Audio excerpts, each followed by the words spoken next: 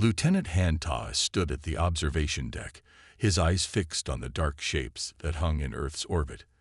The alien ships had appeared 3 hours ago, big, black, and shaped like sharp teeth.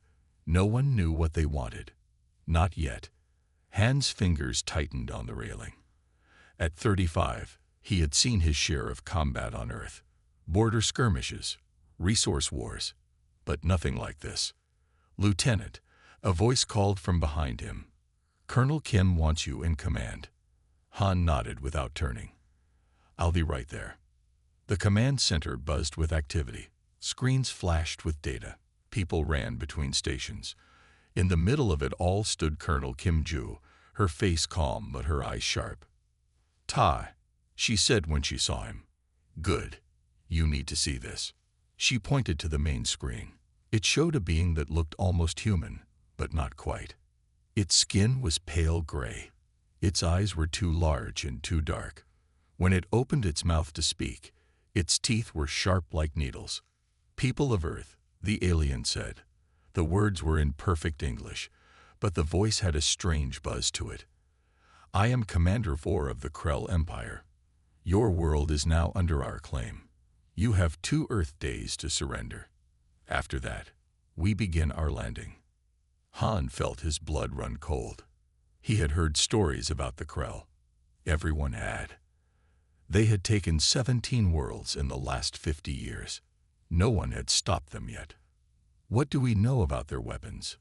Han asked. Colonel Kim tapped a command, and the screen changed.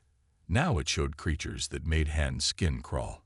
They looked like a mix of reptile and insect, with hard shells and too many legs. Some were small, about the size of a dog. Others were massive, bigger than tanks. "Bio-beasts," Kim said. "Living weapons. The Krell grow them in labs and program them for war. Each type has a specific job. Scouts, hunters, destroyers. They're controlled by implants in their brains." Han had heard of bio-beasts but had never seen one. The sight made his stomach turn. "How do we fight them?" he asked. For the first time, Kim smiled. It was a small, tight smile, but it held real hope. "Come with me," she said. "There's someone you need to meet." Kim led Han to a secure elevator that went deep below the base. The doors opened to a section Han had never seen before. The sign on the wall read Project Guardian. "What is this place?" Han asked. "Our answer to the Krell," Kim said as they walked down a long hallway. "For years, they've beaten everyone because their bio-beasts are stronger and faster than regular soldiers. But we've been working on something different." They stopped at a heavy door. Kim placed her hand on a scanner, and the door slid open.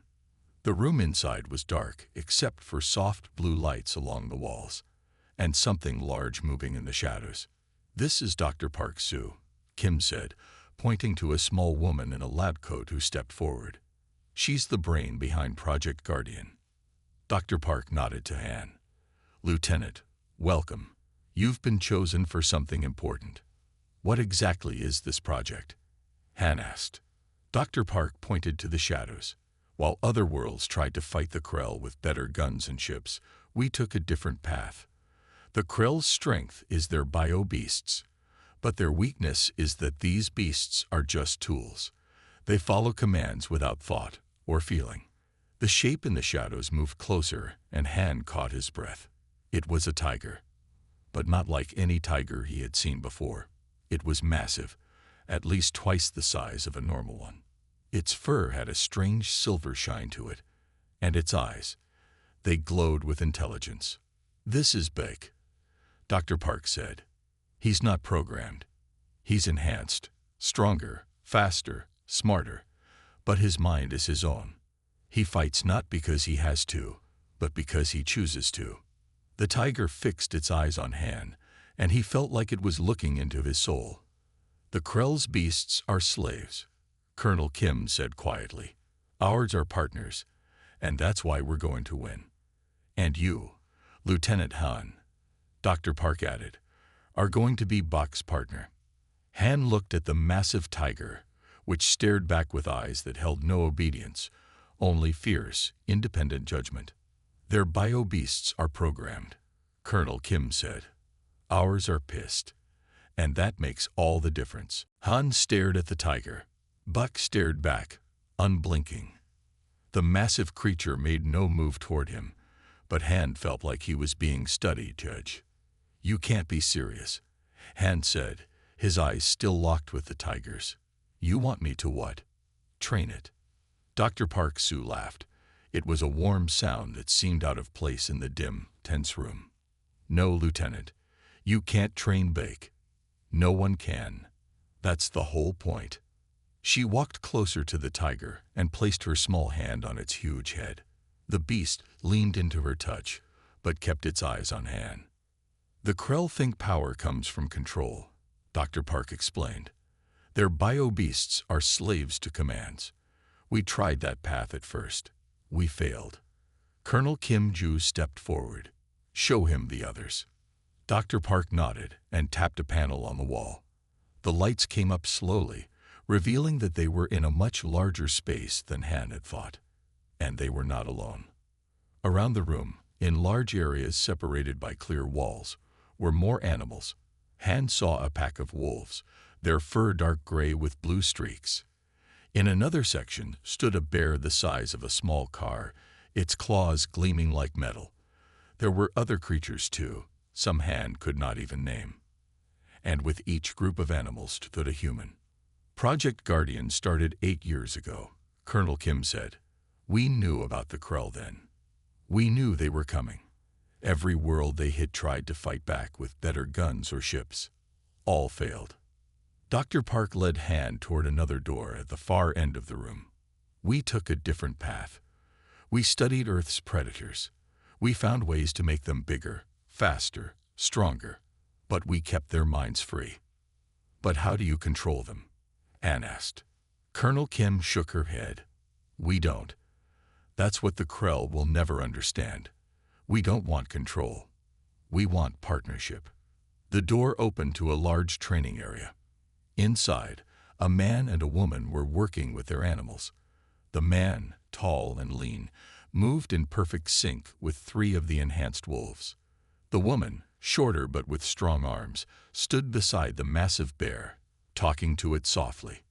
Li Nin, Dr. Park said, pointing to the man. Former scout. The wolves chose him 2 years ago.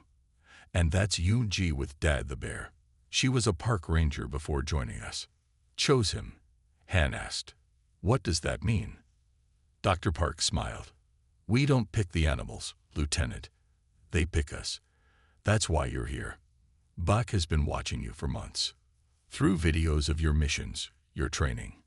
He chose you. Han felt a chill run down his spine. Why me? Colonel Kim's face grew serious. That's something only Bake knows. But once an animal chooses, the bond is strong. Like nothing else on Earth. Not master and pet. Not even friends. Something deeper. Han watched as Li Min ran with his wolves, jumping over barriers and moving as if they shared one mind. Yoon Ji and her bear dad stood back to back, facing targets that popped up around them. Each time, the bear swatted them down a split second before Yoon could even point them out. The Krell's beasts are perfect soldiers, Dr. Park said. They follow orders exactly. Never question. Never fear. But they also never think. Never feel. Never choose. She turned back to face Han. Our animals fight with us because they want to. Because they care about their handlers. Because Earth is their home too. And that's what makes them more dangerous than anything the Krell have, Colonel Kim added. A programmed beast will follow its orders until it dies. But a beast that's fighting because it's angry, because it's protecting what it loves, that's a force the Krell have never faced. Han looked back at Bake, who had followed them silently. The tiger's eyes held an intelligence that was both thrilling and terrifying. You have a choice, Lieutenant, Colonel Kim said. Bak has chosen you. But the bond must work both ways. Do you accept? Han took a deep breath. In 2 days, The most feared warriors in the galaxy would descend on Earth, and his best hope was to form a bond with a tiger that could tear him apart with one swipe. "What do I need to do?" he asked. Dr. Park smiled. "First, you need to understand something. Bake is not a weapon you will use. He is a warrior who will fight beside you. The sooner you accept that, the sooner the real training can begin." Han nodded slowly and turned to face the tiger. "Hello, Bake," he said. "I guess we have a lot to learn about each other." For the first time, the tiger made a sound, a rumble deep in its chest that wasn't quite a growl, but not quite a purr either. It was, Han realized, acknowledgement. Han sat cross-legged on the floor of the training area. 5 hours had passed since his first meeting with Buck. The tiger lay 10 feet away, watching him with those intelligent eyes. They had not moved any closer to each other in all that time. "This isn't working," Han said to Dr. Park, who stood at the edge of the room.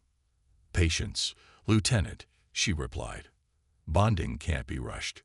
Han sighed. The clock was ticking. The Krell would begin their attack in less than 2 days. He needed to form this bond now, not sit in a silent, staring contest with a tiger. "What am I supposed to do?" he asked. "Just sit here until he decides to be friends." Dr. Park walked closer, but still kept her distance from both Han and Buck. "The bond isn't about friendship," she explained. "It's about trust. Buck needs to know who you really are. Not the soldier, not the lieutenant, the real you." Han frowned. "And how do I show him that?" "Stop trying to control the situation," she said simply. "Let go." She left the room, and Han was alone with the tiger again. Let go. What did that even mean? He was a soldier. Control was what he did. It was how he had survived so far.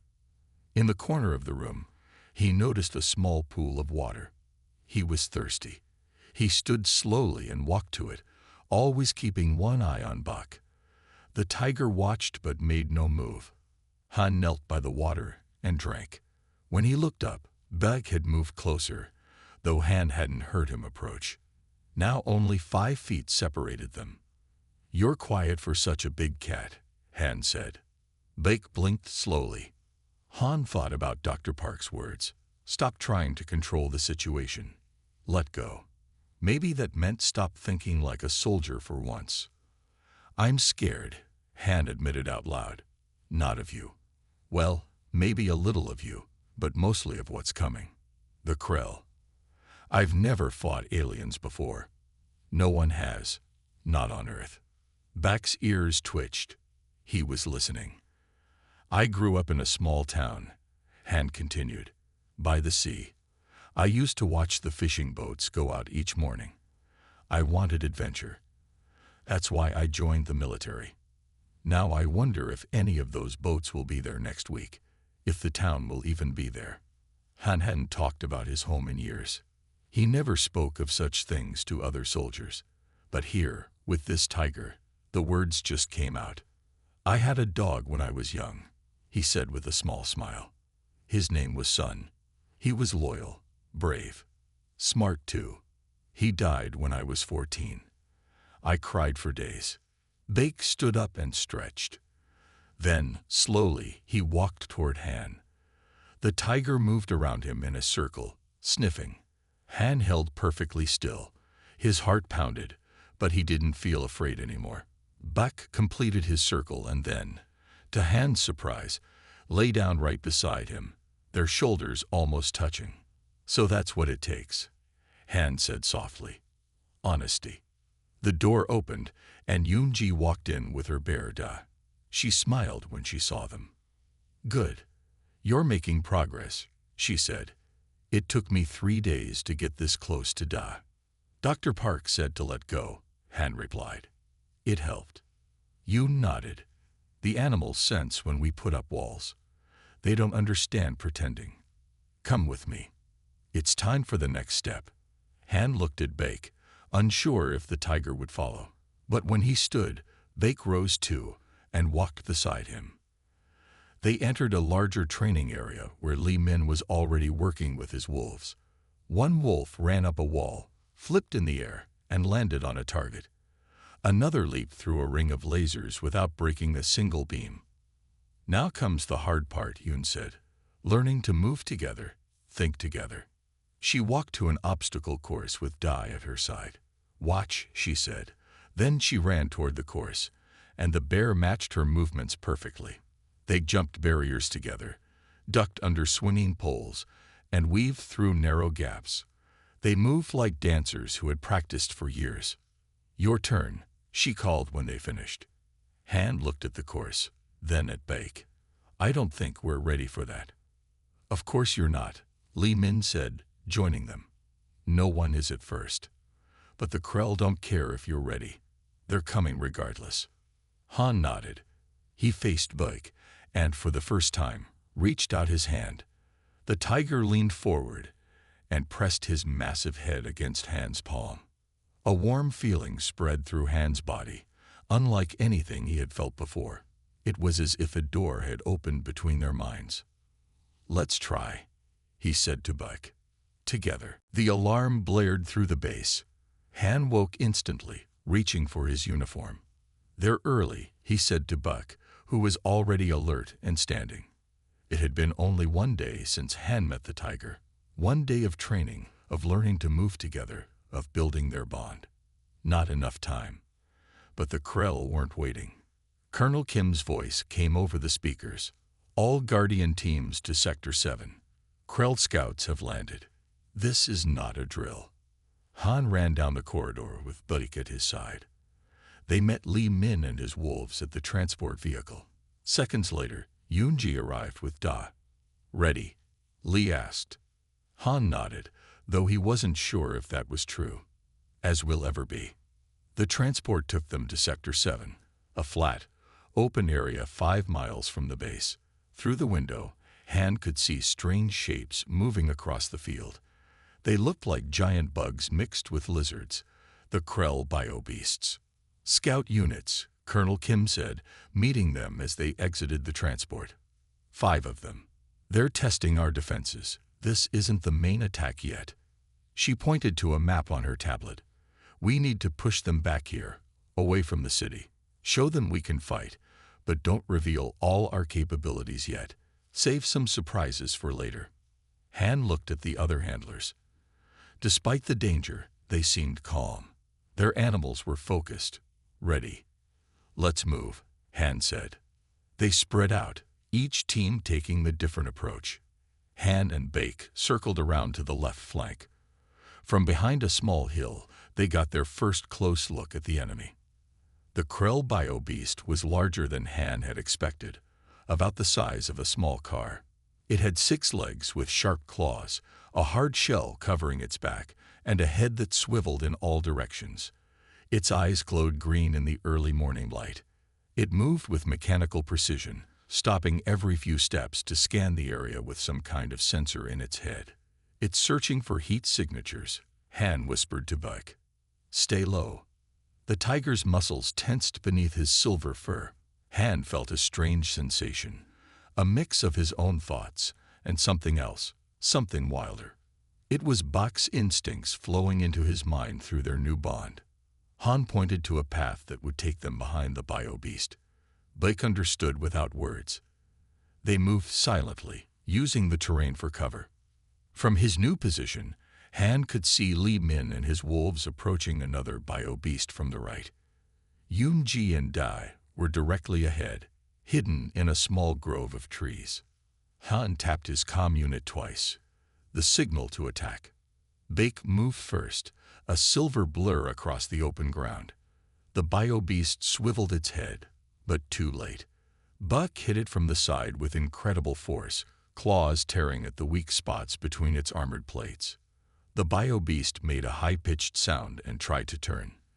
Its movements were quick but predictable. Han could almost see the programming working in its brain.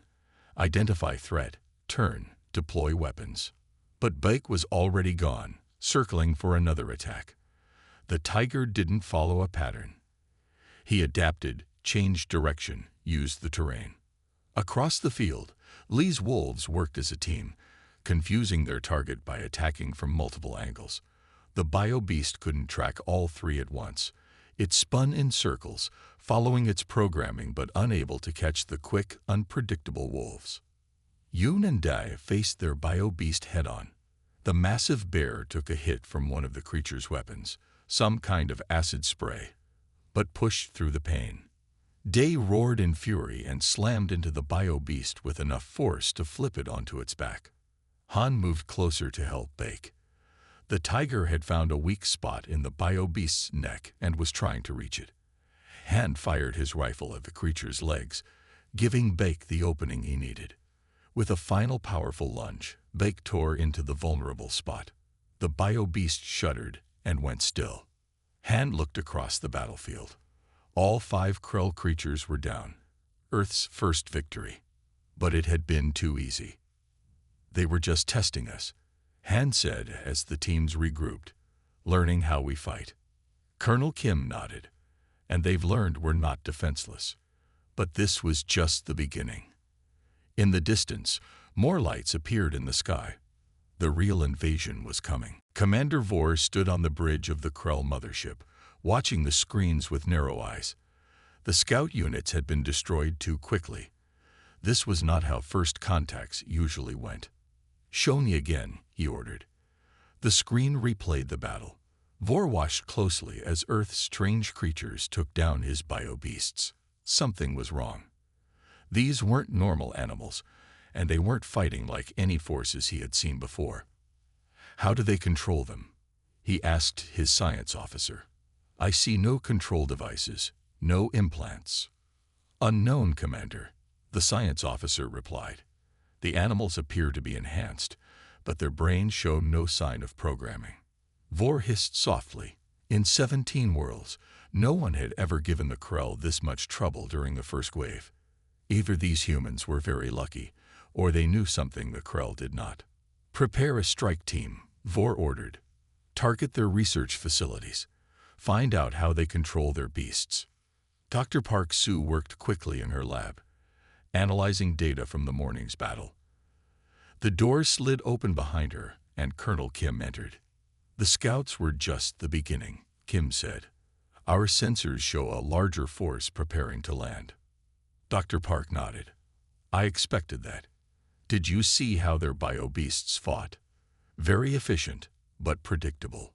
No creativity. That's our advantage," Kim said. "But they'll adapt their programming based on what they learned today." A loud alarm suddenly blared through the facility. Red lights flashed on every wall. "Breach in Sector 4, a voice announced over the speakers. "All personnel evacuate." "Repeat, breach." The voice cut off. Kim grabbed her weapon. "They're targeting you," she said to Dr. Park. "They want to know how our animals work." Dr. Park quickly backed up her data and wiped the main computers. "Get back to your teams. I'll take the emergency exit." Kim hesitated. "You should have protection." "No," Dr. Park said firmly. "The animals need their handlers. I'll be fine." Kim nodded and ran toward the command center. Dr. Park headed for the back exit, but she was too late. The door burst open, and 3 Krell soldiers entered. Behind them came a bio-beast, larger than the scout units, with razor-sharp claws and a head full of sensors. Dr. Park backed away, looking for another exit. There was none. Han, Bike, and the other teams raced toward the research facility. Smoke rose from one section of the building. "Dr. Park is still inside," Colonel Kim said over the comm. "The Krell broke through our outer defenses. They're after her research." Han looked at Bike. The tigers seemed to understand the urgency.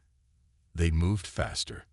When they reached the facility, they found signs of a fight. Broken walls, burn marks from energy weapons. But no Dr. Park. "They took her," Lee said, his wolves sniffing the air. "I can smell the Krell. They went that way." He pointed east. Han checked his comm unit. "Colonel, they've captured Dr. Park. We're tracking them east." "Follow but do not engage yet," Colonel Kim replied. "Wait for backup." Han looked at the other handlers. They all shared the same thought. Dr. Park was the heart of Project Guardian. They couldn't wait. "Let's go," Han said. The others nodded. They followed the trail for 2 miles before finding the Krull transport ship. It was small, designed for quick missions. 4 Krull soldiers guarded it while others were inside, probably questioning Dr. Park.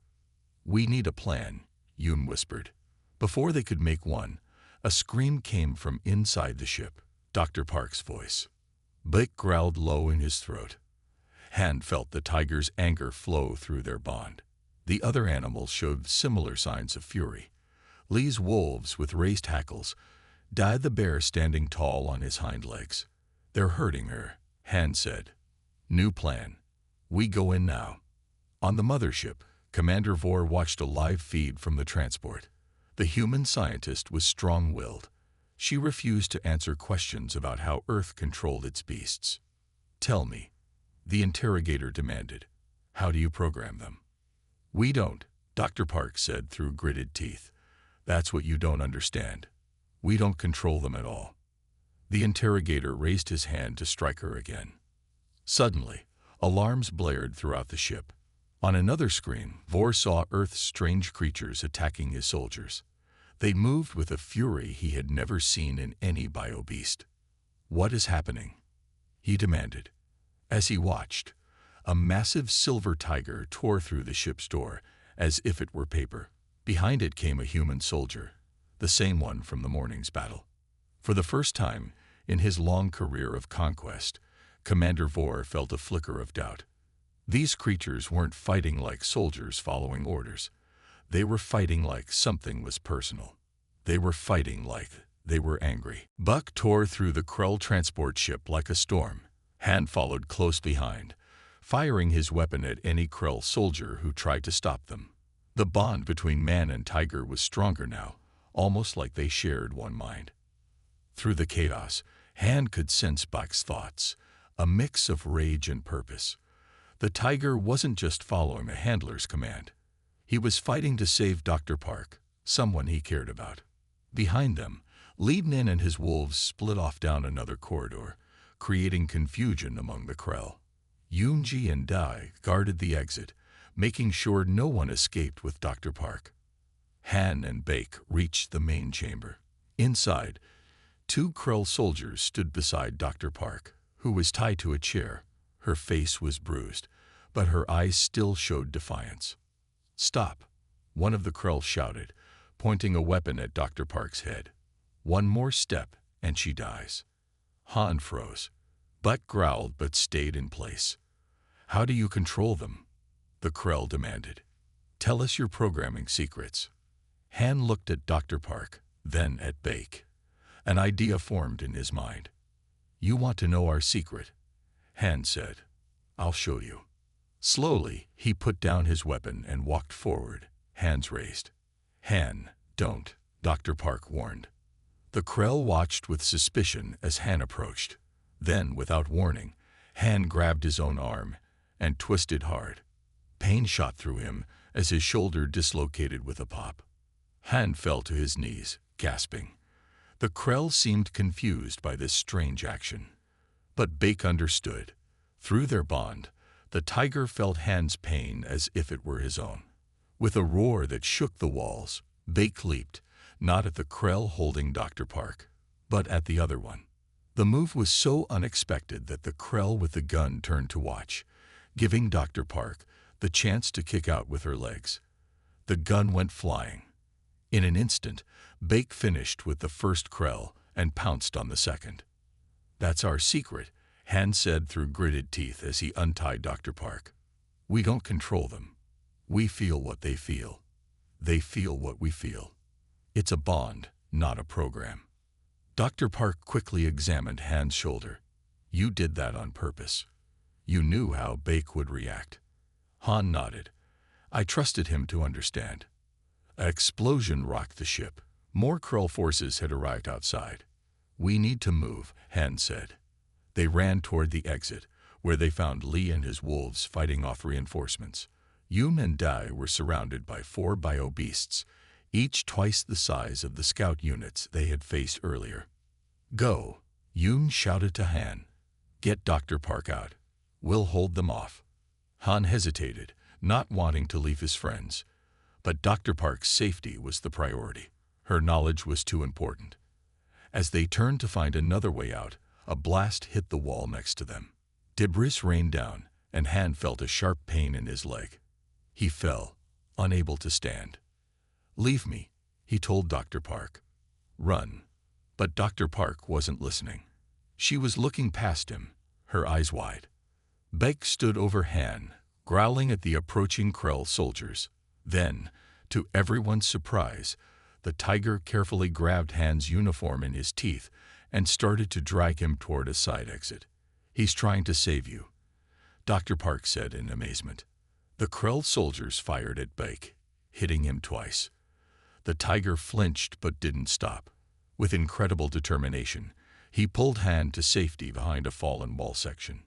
Dr. Park followed, ducking under fire. "He's hurt," she said, looking at Baek's wounds. "So am I," Han said. "But we're not done yet." To their surprise, Baek left them hiding and ran back into the fight. Moments later, he returned, dragging a medical kit he had taken from a wall mount. Dr. Park stared in shock. He knew exactly what we needed. That's not just intelligence, that's problem solving. No programmed beast could do that.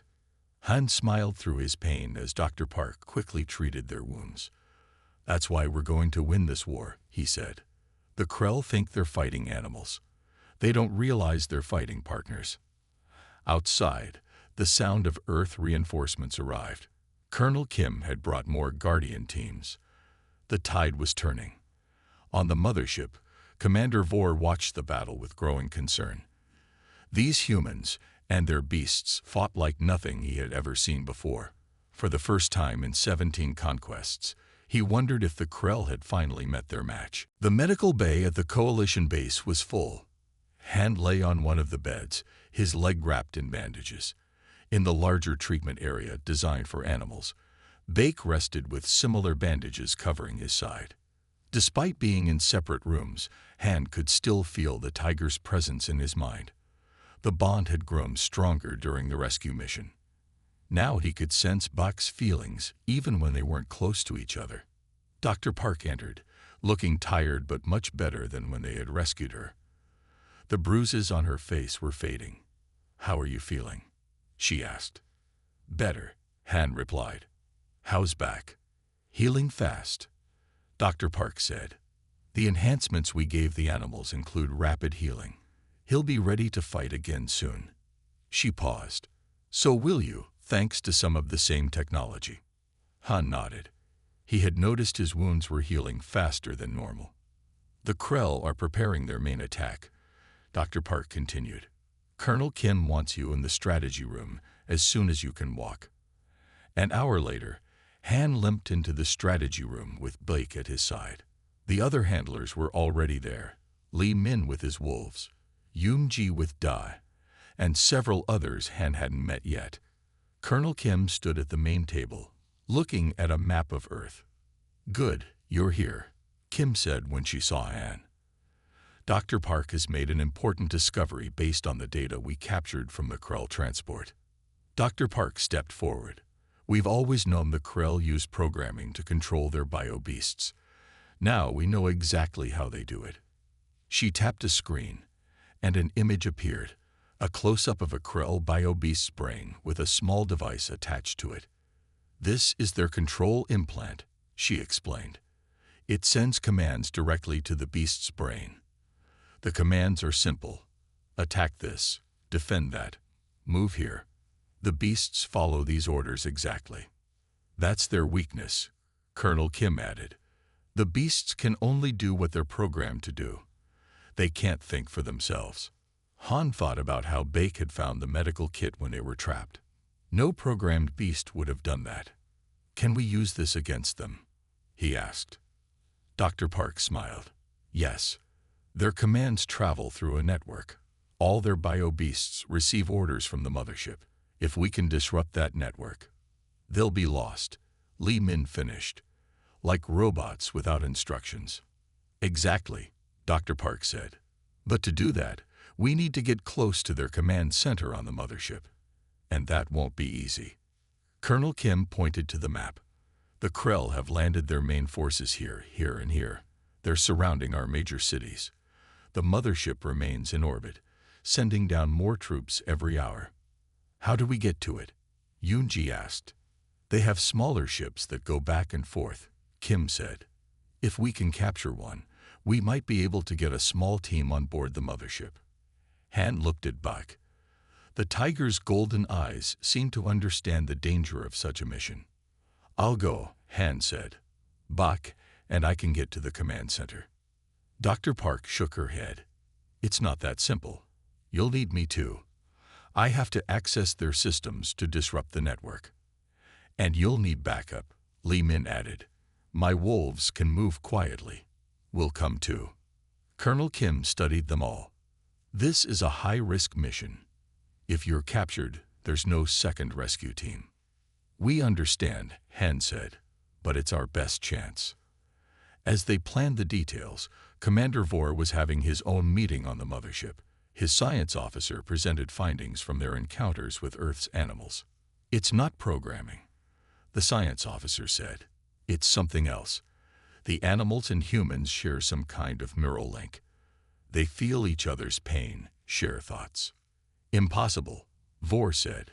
No species has achieved that level of connection. The evidence is clear, the science officer insisted, and it makes their forces unpredictable. Our bio-beasts follow exact patterns. Theirs improvise. Commander Vore paced the room. In 17 conquests, he had never faced an enemy like this. His bio-beasts were perfect soldiers, strong, fearless, obedient. But maybe that was no longer enough. Upgrade the programming, he ordered. Make our beasts smarter, more adaptable. We can try, the science officer said. But we've spent years making them perfect at following orders, making them think for themselves. That goes against everything we've built. Vore slammed his fist on the table. Do it anyway. These humans have found a better way, and we must match it. But deep down, he wondered if it was already too late. His empire had always believed that perfect control was the key to power. Now he was facing an enemy that proved the opposite might be true. The captured Krell shuttle rose through the clouds, heading toward the mothership. Inside, Han checked his weapons one last time. Beside him, Bake sat perfectly still, his golden eyes fixed on the small window. Remember, Dr. Park said, once we're aboard, we have 15 minutes to reach the command center. After that, they'll know we're not a regular transport. Li Nin nodded, his 3 wolves crowded around him in the tight space. 15 minutes to either save Earth or die trying. Han felt Bek's calm flow through their bond, steadying his nerves. The tiger wasn't afraid. He was focused, ready. The shuttle docked with a soft thud. Han took a deep breath. Let's go. They moved quickly through the quiet halls of the mothership. Dr. Park had studied the ship's layout from the data they captured. She led them toward the central section, where the command systems were located. Twice they had to hide as Krell soldiers passed. Each time, the animals remained perfectly still, waiting for the danger to pass. Their discipline was remarkable, not from training, but from understanding what was at stake. They were almost at the command center when alarms suddenly blared throughout the ship. They'd found us, Li whispered. A door ahead of them slid open. 5 Krell soldiers appeared, weapons raised. Behind them came 2 massive bio-beasts, larger than any they had seen before. New models, Dr. Park said. Vore must have upgraded them. The Krell bio-beasts moved with less mechanical precision than before. Their eyes tracked the humans and animals with something almost like intelligence. Run for the command center, Han told Dr. Park. We'll hold them off. Dr. Park nodded and slipped down a side corridor. Han, Bake, Li, and his wolves faced the enemy. The battle exploded in an instant. Bake lunged at one of the bio-beasts, while Li's wolves circled the other. Han fired at the Krell soldiers, forcing them to take cover. But these new bio-beasts were different. They adapted quickly, changing tactics as they fought. One caught one of Lee's wolves with a sweeping claw, sending it flying against the wall. Han felt back surprise through their bond. The tiger had expected the predictable movements of their previous enemies. Now he faced something that could change its approach. "They're trying to think like us," Han called to Lee. "But they're still following orders." He was right. Despite their improved programming, the bio-beasts still paused occasionally, as if waiting for new instructions. They weren't truly independent. Han had an idea. "Switch targets," he shouted. "Don't let them adapt to one enemy." Bake immediately understood. The tiger broke away from his opponent and attacked the bio-beast fighting Lee's wolves. The sudden change confused the creature. Its programming tried to adjust, but too slowly. The wolves did the same, turning on Bak's original target. The Krell beasts hesitated, their new programming overwhelmed by the unexpected tactics.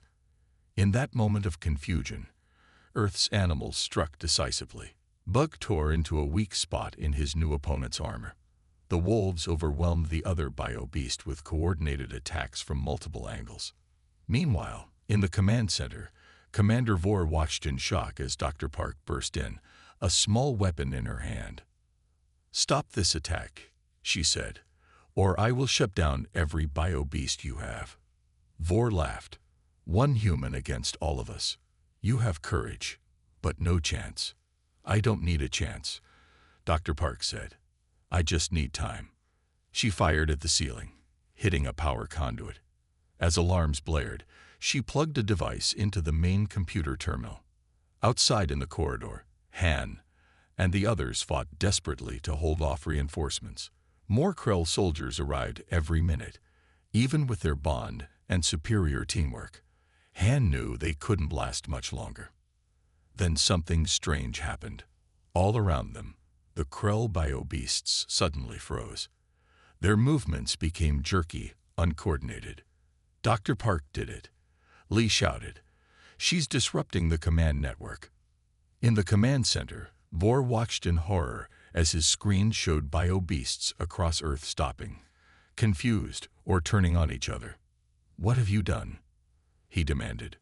Dr. Park smiled grimly. "I sent your bio-beasts new orders. Complex, contradictory orders. Their brains can't process them all at once."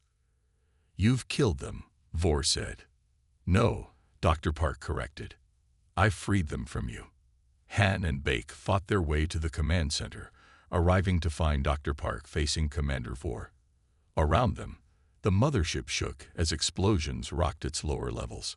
"It's over," Han told Vor. "Your army is in chaos. Surrender." For the first time in 17 conquests, the great Krell commander had no choice but to admit defeat. 3 days after the battle, Han sat on a hill overlooking the city. Beside him, Bake lounged in the warm sun, his silver fur gleaming. The tiger's wounds were almost healed now. In the distance, the Krell mothership rested on the ground.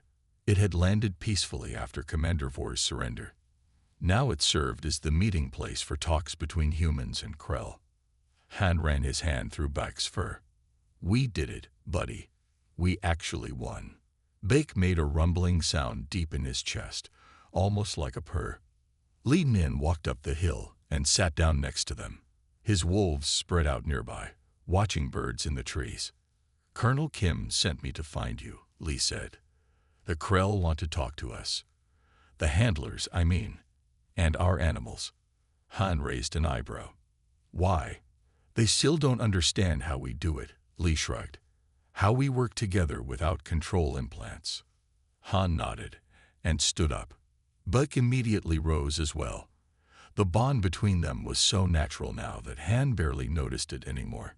It was like having a second set of senses, a second heart beating alongside his own. At the mothership, Colonel Kim and Dr. Park met them at the entrance. Inside waited Commander Vor and his science team. The Krell commander looked smaller somehow, less threatening than during the battle. He studied the animals with open curiosity. "I have conquered 17 worlds," Vor said without greeting. Each time, we faced enemies with advanced weapons, shields, even their own versions of bio-beasts. We defeated them all. He walked slowly around Bake, who watched him calmly. But never, Vor continued, have we encountered beasts who fight without programming, who think for themselves, who care about their handlers. That's where you went wrong, Dr. Park said. You thought control was strength. You tried to program the perfect soldier, but you removed the very thing that makes a fighter truly dangerous. And what is that? Vor asked. Han answered, choice. Buck fights at my side because he wants to. He protects me because he cares. No program can match that. To demonstrate, Han knelt down and turned his back to Buck, the ultimate show of trust with a predator. The tiger moved forward and gently rested his chin on Han's shoulder. The Krell scientists murmured among themselves. One of them spoke up. But how do you ensure they follow orders? What if they choose not to fight? Yoon-ji, who had just arrived with Da, laughed. Sometimes they don't follow orders. Sometimes they have better ideas than we do. That's impossible, the scientist said. A chain of command must be absolute. That's where you're wrong, Colonel Kim said. True strength comes from cooperation, not control. From trust, not programming. Commander Vor was silent for a long moment. Then he did something unexpected. He reached out his hand toward Bak. Han felt the tiger's curiosity through their bond. Slowly, carefully, Bake stepped forward and sniffed Vor's hand. The Krell commander didn't flinch. On all the worlds we conquered, Vor said quietly, we studied their creatures, taking the strongest to create our bio-beasts. But we never tried to understand them. We only sought to control them. He looked at Han. Perhaps there is something to learn from Earth after all. Dr. Park stepped forward. Your bio-beasts. They're suffering from your attempted reprogramming. We might be able to help them. Not to control them better, but to free them. To give them a chance to be more than weapons. Vor seemed to struggle with this idea. A Krell commander partnering with a beast. As equals, it goes against everything we believe. Sometimes, Han said, the strongest beliefs are the ones that need to be questioned the most. Later that evening, as the sun set, Han and Bake walked along the edge of the forest near the base. The war was over. Earth had won. But Han knew this was just the beginning. Through their bond, he felt Bak's contentment, his pride in what they had accomplished together. Not as master and beast, but as friends, as partners. In the end, it wasn't superior weapons or technology that had saved Earth. It was something much simpler and much more powerful, the bond between species who chose to stand together against a common enemy. Their bio-beasts were programmed. Ours were pissed, and that had made all the difference.